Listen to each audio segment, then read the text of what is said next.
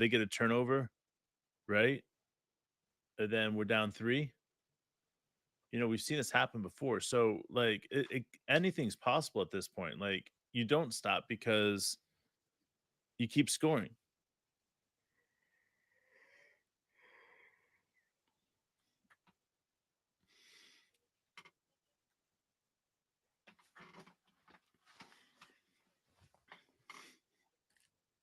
Got to control the things you can control early. You know what I mean? It's like now we're trying to put on the afterburners, and there were a lot of, I think, just like moments where we fell outside of our offense early.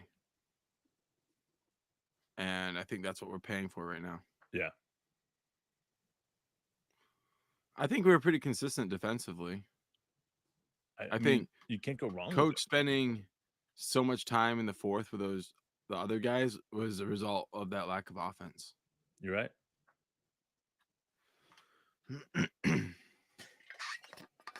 Bad night. I mean, like, totally bad night. What, 23% from field goal range. But here's the thing, or from 3-point range. But our defense was on point, I felt like. And that's what sucks is when our offense isn't on point, but our defense is.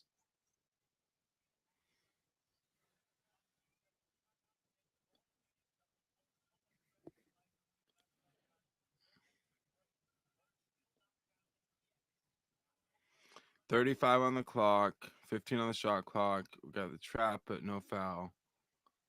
Thinking about fouling, but not fouling. No foul. No foul. Ooh, we almost had the steal. 1 on the shot clock. No rebound. That's it. So that's game. We had the rebound, man. We had a chance. I mean, but here's the thing. We didn't actually. Why is Barnes shooting, dude? What a dickhole. What a fucking dickhole. But like, just being real, dude. Like that 1 rebound didn't cost us the game. No, I know, but we had a chance with that rebound. But like not getting the rebound in the fourth and throughout the rest of the game. Yeah, dude. I mean, well, let's just talk about that, bro. Get up, dude? Yeah. Let's just talk about that in general. They had 15 offensive rebounds tonight, guys. Yeah. 15 offensive boards. But that's what they do, bro. They're bullies. They I know. In a good way. They like understand what they do. They put pressure on the glass, and when they get offensive rebounds, they're really good about scoring. Yeah. How many points do they get off of offensive rebounds? I wonder. I don't know, You but probably there don't was have a lot. that right in front of you right probably, now. But probably a good 20 is my guess. Then you got they had 36 defensive boards. We had 33, that's right on board to what we needed to be. Because if you look at it, like our defense, besides that, we held them to 27.7% from 3-point range. We held them for 41% from field goal range. These are things that we did well. 76% from free throw range. There are so many things that we can look at this game and say these all went well. But if you look at the way we shot the ball at the 3-point range, and the fact that we just didn't hit some of the easy shots we usually hit, giving them easy shots in the process by the offensive boards, even though they shot horribly, their second chance points killed us. I mean, just totally just fucked us. So these are the things that you look at and you're like, we could have gotten better. 7 points better was easy tonight. That's easy. yeah, I mean, and then you mix in some of the really boneheaded stuff that kind of down the stretch, just unnecessary and I would say I don't want to say undisciplined. I just want to say like youth style mistakes where it's like, okay, maybe we gave him 5 points on one possession. Yeah. And then, another, situation, we give up an offensive rebound and a 3. Like you said, it's not hard to put together those points. And then all of a sudden you look at our shooting percentage, 15 offensive rebounds, all that stuff. And, somehow we felt like we were in it at the end. And I think a big portion of that really came down to coach went to that bench crew for a lot of the second half. Yeah. And Lindy Waters played, I would say, most of the second half. We saw Jay Will is back. Coach is like, you're the man. And you said it during the time, like during the game, like Jay Will was playing better than Chet.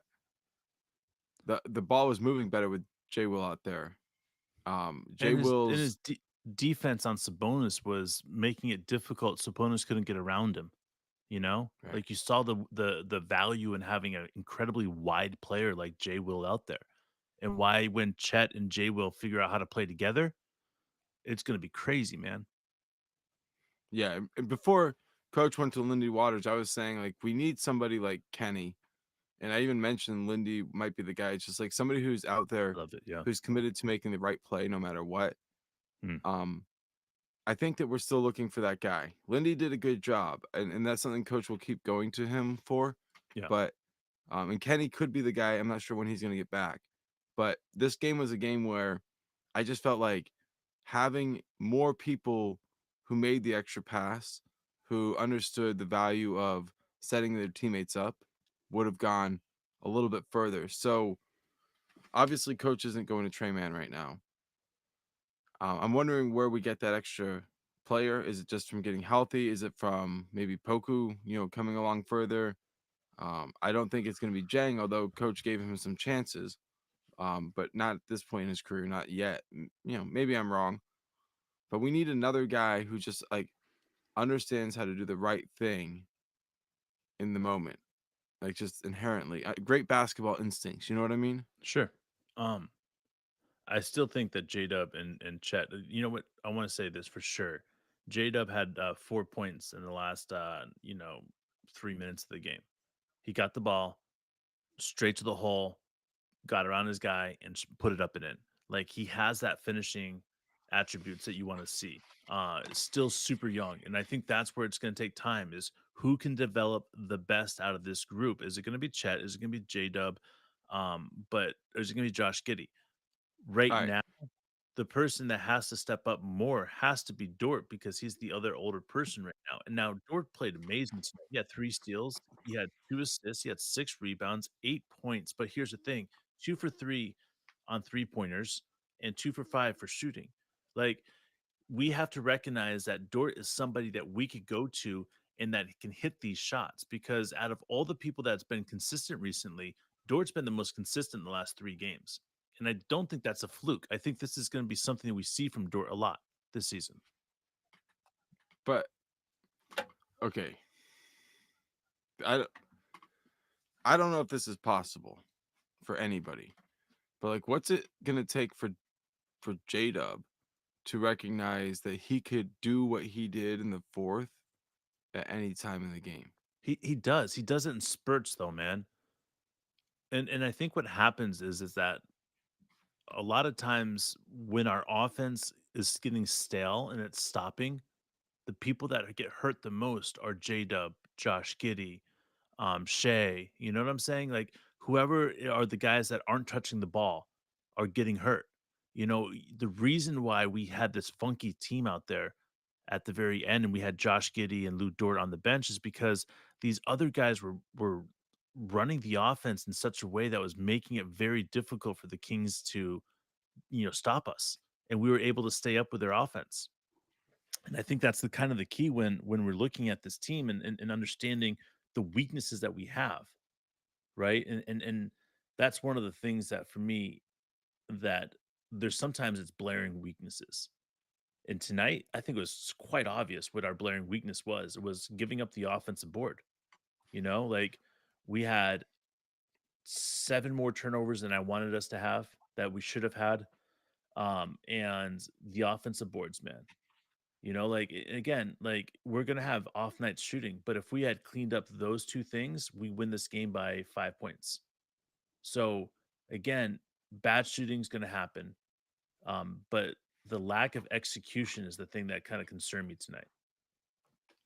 Dude, I think I'm gonna go back to it. I'm just gonna keep harping on it, but like J Dub getting to the point where You're right by like nine he by nature. understands him playing at his maximum level throughout, like, and I'm talking like playing like we saw him in the fourth quarter, like you can't stop me. Like I gotta step on you. I'm not like there's just something about when he puts those afterburners on. And I think he just maybe waits too long. If we could get that play in the first quarter, second quarter, third quarter. What? That Slam magazine Yeah. tells you everything. If you guys haven't seen that interview with J-Dub and all the rest of the guys out there, I wanna say, to me, it was the direct indication of how J-Dub tries to look at himself and how everybody else looks at him. When J-Dub said, "I think I could beat you, Shay," and everybody was like, "Nah, nah," right? And J-Dub's like, I think I could do that. I think I could stop you." And the thing is that, like, here's the thing, is J-Dub believes, right? But the hardest thing when somebody starts believing in themselves and when they see other people's reaction to how they are perceived, you know? And I think that's what J-Dub's running into is when he has a clear mind and he has nothing else that is around him that's making him say anything, and he has coach saying, go to the hole, right? He does that.